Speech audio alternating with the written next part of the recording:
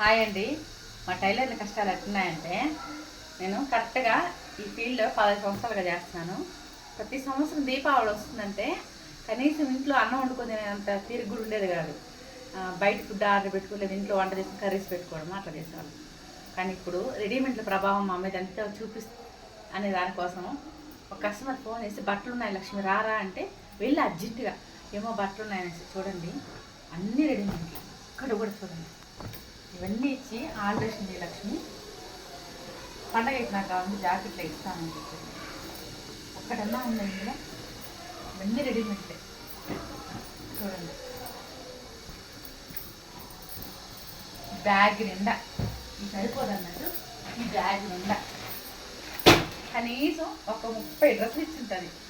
ఈ కుడితే ఎంత ఇస్తారు? 150 ఇస్తారు.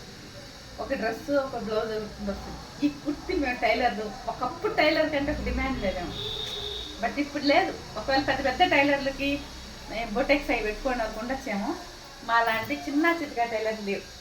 ఒక 6 ఏళ్ళ ముందు దీపావళి సంక్రాంతి అంటే నిజంగా ఒక 10,000 15,000 25,000 30,000 సంపాదించుకునేంత ఇది ఉండేది. బట్ ఇప్పుడు పరిస్థితి ఏమంటే ఈసారి దీపావళి కుట్టుకుంటే ఇంట్లో వాళ్ళకి బట్టలుగానే వస్తుంది అనేటట్టు అయిపోయినది. ఇలాగైతే మేము ఎలా బతకాలా?